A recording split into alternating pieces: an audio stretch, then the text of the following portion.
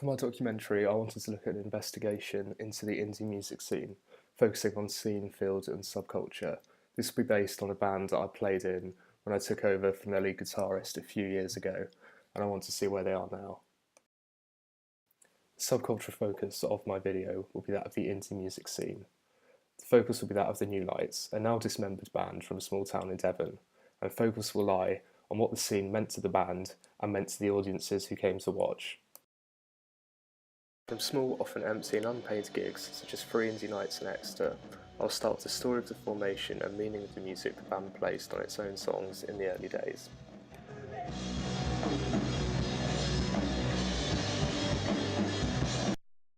Come the time of me joining the band had already had one EP released, and music videos following. In the later half of my video, I want to concentrate on what the local name of the band meant to themselves and other people in the area. The main focus of my video will revolve around Matt, the lead singer of the band. The relationship between the lead singer or frontman of an indie band and the audience is what really makes and creates the success of the band, so therefore the focus and main questioning will lie on himself. An underlying theme throughout the video will be that of the dramaturgical perspective Goffman provides, especially when looking at the front stage performances of the band. The connected relationship between the band and audience can therefore be explored further in the video. The flip side to the aforementioned is of course the backstage performance. This is a theme that will also run throughout my video, as the expectation of the musician and what their life actually consists of is often very different to what the audience perceive it may be.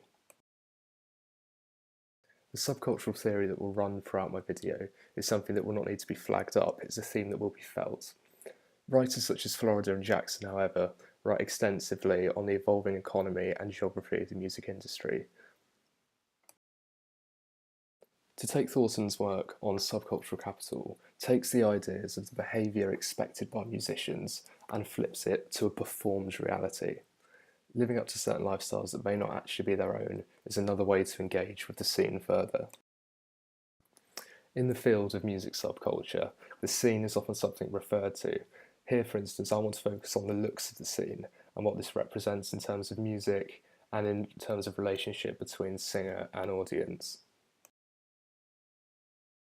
Taking the scene further is to consult the sound and the gear we used.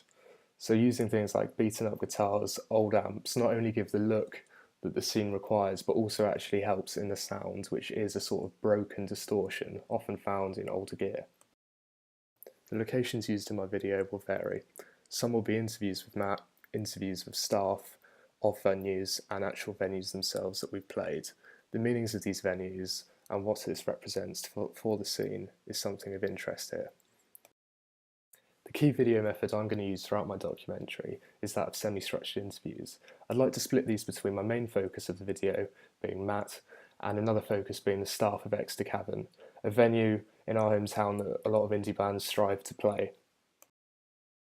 As mentioned, semi-structured interviews is the main method I'm going to be using here. Some of the questions I want to cover, for instance, is what does the music scene mean to the band, what does the music scene mean to members of the staff of venues, and what does the music scene mean to the audiences who come to watch. When consulting documentaries of influence, or rockumentaries as they're often referred to, a lot of them are filmed using black and white aesthetics. This really lends itself to the grungy indie scene and the aesthetics of the subculture itself. As mentioned, the idea of playing with shots in black and white lends itself to the nature of the scene. The lighting and shadows that can be created in black and white is also very important here, as to off-centre and get certain angles when talking can make documentaries look a lot more professional than without. Although mentioned, lighting and shadow can be important for the look of the shot, framing the shot is also important.